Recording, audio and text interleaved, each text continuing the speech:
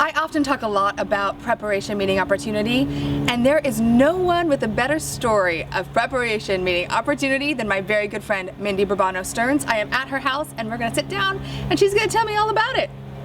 Okay, so you were in the audience at Oprah and they were just looking for someone to entertain. Now, did you at that point go, oh my God, that's me, I know, this is my time? No, I didn't. My mother did. My mother was like, make your noises. And I still had some shy factor. I was kind of scared putting myself out there, but I always had the confidence of my family backing me up and the support of them. And it was kind of like my mom is always right. Mom is always right, girls and boys. Listen to your mother. So, I just at that moment, I just kind of trusted that, all right, why not? Why not, right? I just had a why not moment, and that's when I let out a couple sounds, and it got the attention of the producers enough to pull me on stage, and then I was on the stage just doing all these sound effects, and Oprah was sitting in her dressing room and watching the audience settle in, and there I was, barking, clucking, crowing, crying, and she's like, that moment really changed my life because she came down and pulled me out of the audience, and then they say the rest is history. Amazing. That's such an amazing story. And I know everyone right now is wondering, gosh, what sounds does Mindy make? Oh boy, you want some noises? Yep. You want maybe the fight with the dog.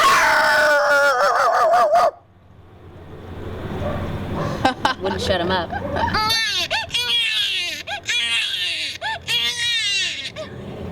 And the one that Oprah really, kind of my moniker, I guess you could say.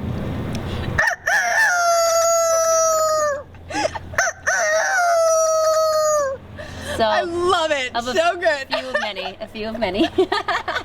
So fast track. From there, what happened?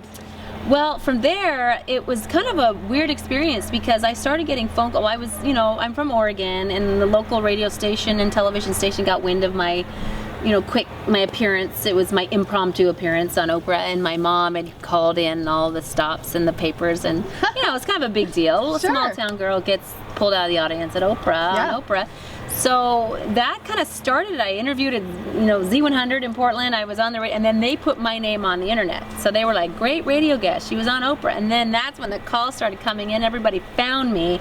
And then I was doing interviews on radio stations all over the country, the world. I was on Regis and Kathy Lee at the time. Get out of here. I went out to be on Conan. There were so many experiences that happened from that one shot. And then I didn't know where it was going to go. I'd hoped it'd go somewhere. I wasn't sure, and I just kind of rode. I rode the wave of what was happening, and I was, like I said, I was a dental hygienist in Chicago, and then one of the radio stations I'd interviewed offered me a job as a morning radio host in Michigan. So I left my very good paying hygiene job, took a major salary cut, but it was something in the direction where I wanted to go. Sure. So I looked at it as an opportunity cost. So that's what I ended up doing. Okay, so from that experience, I really want to talk about, when young people or just women or people in general have goals and dreams, Mindy, and they kind of get stuck in their everyday life, and then they just, before you know it, 5 years goes by, 10 years go by. You had no idea what that was going to really parlay into, being a correspondent and doing all the stuff that you've done, the red carpet events. But what would you tell people who have the same thing that you did, that kind of like burning desire to do something else? Is it find the opportunity? Is it keep practicing? Is it put it out there, talk about it? I think you really have to put it out there. You have to put it out there. It starts with having an intention. And then it starts with acting on that intention, and like you have a dream, a goal, intention, whatever it is. I wrote things down. Before I left for Chicago, I had my 20-year high school reunion, and I had written in this book that kind of was mapping out your future plans for the class. It was this printed book I had written in there, and this is right before Chicago. I wrote, my future plans are to move to Chicago and get a chance spot on the Oprah Winfrey Show where all these sound effects will pay off. And it did, and it happened. 2 months later, I'm in her audience doing the sound effects, and Oprah pulls me out of the audience. So that's just, amazing. It's just like amazing Talk that about happened. Oh yeah. And so then I started writing things down of what I wanted, kind of like really started envisioning kind of where I wanted to be, like the kind of husband I wanted to find, the kind of job I wanted to have, what kind of home I wanted to live in. Like all these things really like helped realize, or at least put pen to paper and have me, make the connection between the dream and putting it out there. So it just started happening. I was ready when the calls came. I was ready to stand up and do what it took.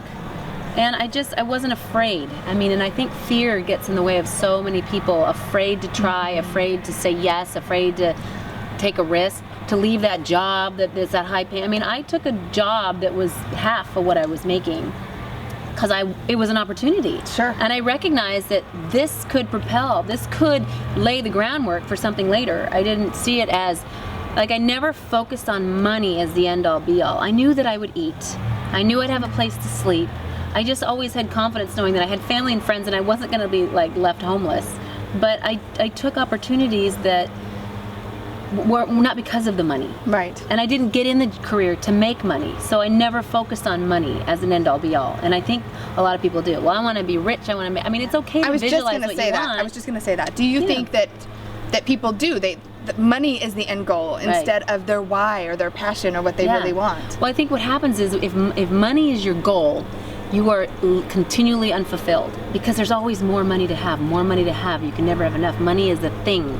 But joy is something that you can't buy. Like you can have an abundance of joy and never have enough, never have too little. I mean, as long as you have joy, you're fine. So finding something you love that makes your heart sing, that makes you feel good, makes you excited getting up in the morning. I'm not saying that every day was like, woohoo! There were days when I was just like, oh, it's 3 o'clock in the morning, I don't want to get up and go to work, But I knew I enjoyed what I was doing and I loved it and it was fun. And as a result of doing what I loved, committing to it completely, the money came. Like it paid off, but that was secondary. It was great. It was a bonus. It was the bonus of the dream. And so it hasn't just been this easy road. You were discovered on Oprah, and then before you know it, here you are living in this dream house. No, I went from, like I said, took my hygiene job, half my pay, went and worked at radio in Michigan, then got an opportunity to just fill in for 2 months in Portland on television, and I had no experience, and the people back at my radio job were like, no, that's not a good opportunity. I mean, everyone wants to keep you down and keep you there, and I had a little fear because I actually turned it down at first thinking, well, maybe they're right. Like I started listening to the people that weren't supporting me, and when you start listening to people that aren't supporting your dreams, you can get off track. And then once I made a decision, I said, that was not the right decision. So I called back and let my own instinct guide me and was able to take the opportunity in Portland, left my radio job for even less money than I was making because it was another opportunity. It was a television job that was presenting itself that is not something that comes out every day. So but it was just 2 months. Like it was just fill-in. You had no idea. Like I said, I knew I wasn't going to starve and I knew I'd have a roof over my head. So that was all I knew. I mean, I was living in the basement of my fiance's parents' house, working in television. I was on like a great #1 rated morning show in Portland, and I was living in someone else's basement because I didn't have money. Right. I was just trying to make it work. And then that's when the opportunity came for the LA job and Entertainment Tonight, just by asking for, can I go on these press junkets? Can I go be here? Can I be, not being afraid and just staying within my little box. I was like, I want to go do something else. What can I do? Trust me, I know I can do it, even though I had no idea what I was doing. Right. But each person has their path, and some paths are much more difficult than others, and you're all kind of going the same direction towards your goal, your dream, your joy. And just some of us just luck out and find a good path. It's just, I don't know why that happens. It just does. I was ready. Speaking of looking out, you met a pretty swell guy along that journey. Tell me about Glenn. Tell me about how you guys met. Not a swell guy. My husband, it's ironic because I had been single and free and loving my life, loving the independence, loving the freedom, loving the fact that I had a good job and I was making money, and honestly was in no mood to meet anyone. I was like, I'm in no mood. I'm in no mood. No mood. I'm in no mood. I'm in a good place. I'm all good. And it was really, and I said this on Oprah, I said I was really like okay with myself. I wasn't looking to fill anything because I was fulfilled. I felt very fulfilled, and like if I meet a guy that comes along that fits into my life, bonus. Great. Yeah. Bonus. But it wasn't a mission to find Mr. Right. I just had confidence that it would happen if I was taking care of me. And I just, I wanted to be married, I wanted to have kids, I wanted to have that, but that wasn't my end all be all once again. Because once you get married and have kids, there's a lot more work after that. Oh, sure, yeah. So, to find your soulmate, if you feel like, okay, I got time, I'm on God's plan. It's not mine. It's another plan, and I'm just going to do the best I can along the way in each step, and that's really what I did. I was enjoying every step of the way, and he showed up. I mean, I had written down the kind of guy I wanted, like all the qualities, negotiables and non-negotiables. So in my mind's eye, I already had a vision of what he would look like and what he would be. So when I met him, he met the criteria, and it was like, oh, whoa, this was easy. It was easy. It was the weirdest thing. Okay, the importance of writing out your goals. I'm telling you. Living it right here. I'm telling you, I wrote down on my end. But you hear that. Ordered, made to order. Yeah, all the time. You hear from Brian Tracy and anyone who has reached, a lot of success. And Oprah's thing, and on the power of this and write it down. Yeah. So I believe in it. I believe in the strength of really I mean, you could write down a million things, but it has to be written down with intention, like the intent to find what you're looking for. Yeah, and you're supposed to sign it and date it, right? So it's like a contract with yourself, and I mean, it really is. It's a powerful thing. Our subconscious is pretty darn powerful. Yeah, it is, and I really believe that you attract in your life everything that happens to you, whether it's illness, whether it's adversity, whether it's joy, whether it's luck, whether you attract it by living the life that you put things out that are a magnet. And if you're not living your dream, if you're not doing what you say is most important to you, if you're not honoring who you are, and you're not really taking into consideration your life and the people around you and living with purpose, you're just going to attract a bunch of crap. I mean, it's like a magnet for stuff that you don't want. So, are you really putting out what you want to get back?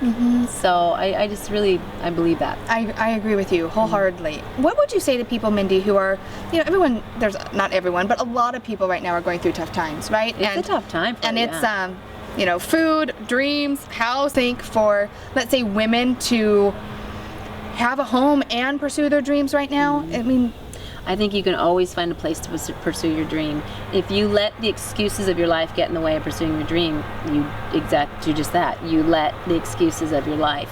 I mean, there are days when I just say, I'm too tired to get up and work out, or this and that. I've got so much going on, I can't. You know what?